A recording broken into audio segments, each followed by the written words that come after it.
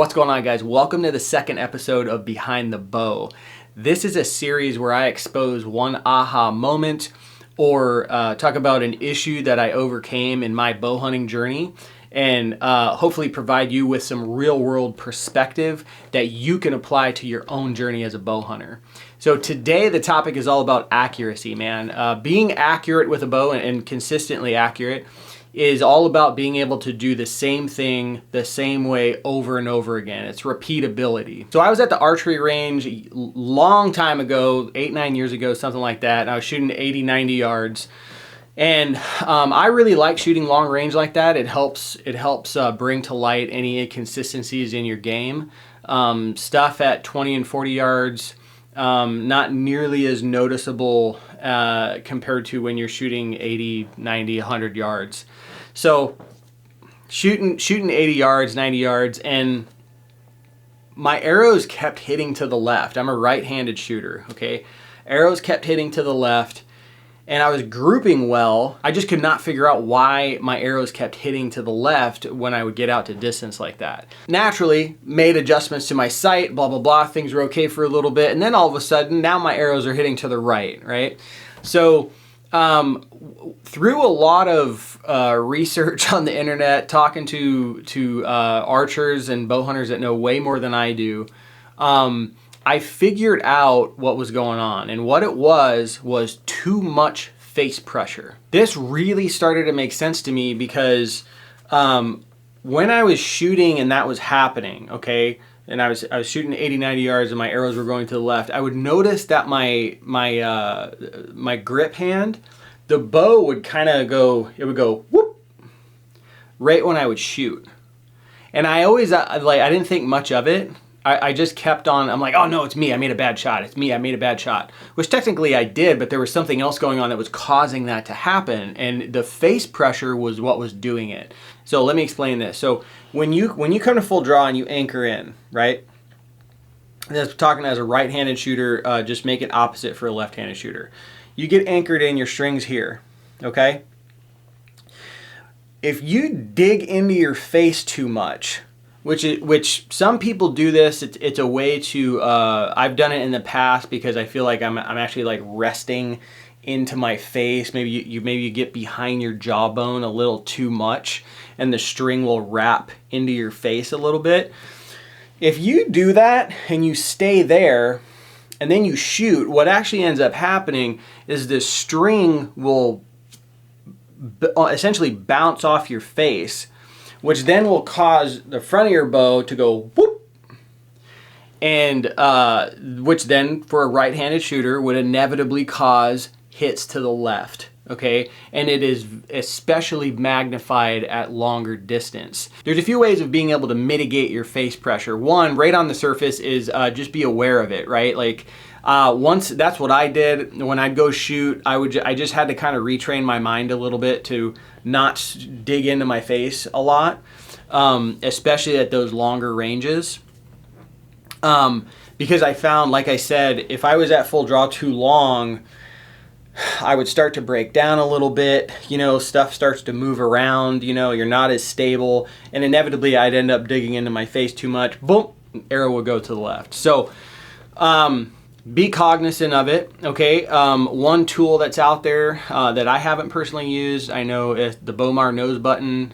That is what that is for, to help keep you cognizant of how much pressure you're putting into your face. It's like a little spiky deal that goes on your string, wraps around your string, and it basically stabs you in the nose and lets you know if you're applying too much face pressure. Another thing that I found super helpful, and I apologize for this, but I don't know if this is actually out anymore, but Stanislawski used to make a release called the Extinction 2, okay? I loved this release, but it had a lot of issues with it. It would seize up, or it wouldn't lock at all. It would prematurely fire. But one of the features on this release, if there's any release companies watching this, this would be really, really cool to actually make another release like this. But the hook of this release, instead of it being on the inside, it was on the outside, okay? That right there actually really helped with face pressure because it pulled the string away from your face a little bit. Now once I went away from that release because I couldn't shoot, I couldn't trust the dang thing. Once I went away from that and I went back to the hook being on the inside, I actually had to get used to that, and I was getting hits to the left because I was used to that stand, and because I could like get in a little more with my release hand, but the string wasn't digging into my face because the hook was on the opposite side of the release, so it was holding it away more. So any release companies watching this, you need to make an index style release like this, man. Put the hook on the opposite side. I think it would do well for people that have this issue. Now that we've gone through all that, we've talked about face pressure, what it does to your accuracy, some things that you can do to mitigate the face pressure. I am going to go into the backyard right now. I'm going to shoot 20 yards, and I'm going to show you at 20 yards what too much face pressure does versus just enough face pressure to the impact point downrange. So let's jump into the backyard and get behind the bow. All right, guys, we are at 20 yards. Sorry about the dog barking. He's just doing his job. Going to shoot one with too much face pressure, and then the next one with just enough face pressure. I'm going to show you the difference of impact points just here at 20 yards. So here we go.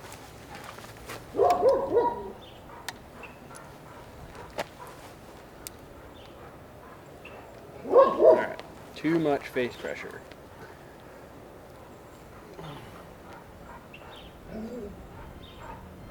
Hopefully my beard doesn't rip off.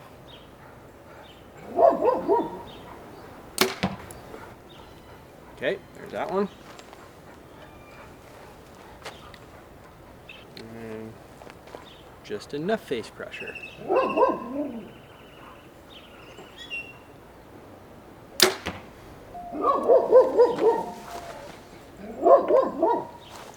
right, let's go take a look.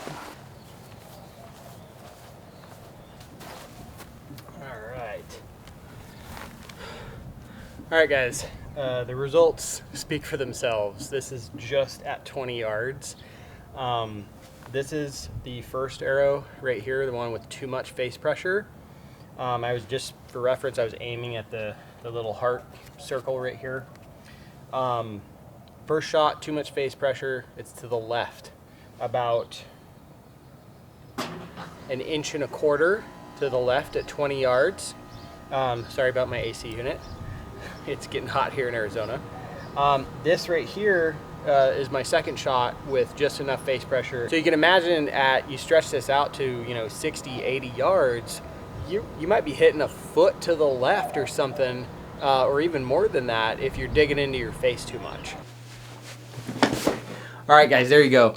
Too much face pressure. Pretty wild, the difference right there, even at just 20 yards, right? Like it was only a little bit over 1 inch, but if you magnify that out to 60 yards and add in, stuff like nerves, that could mean a complete miss of an animal or a target, right? So one of the most beautiful things to me about bow hunting and archery is that it's a never-ending journey, and when I figured this out a long ago, it really helped with my accuracy, and it made me a lot more consistent, especially at longer distances. So thanks so much for watching this episode of Behind the Bow. If you like the episode, please hit thumbs up. If you like the channel, please hit subscribe.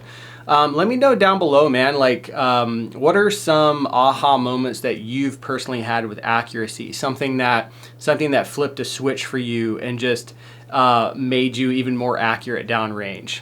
Thanks a lot for watching, guys. See you in the next episode.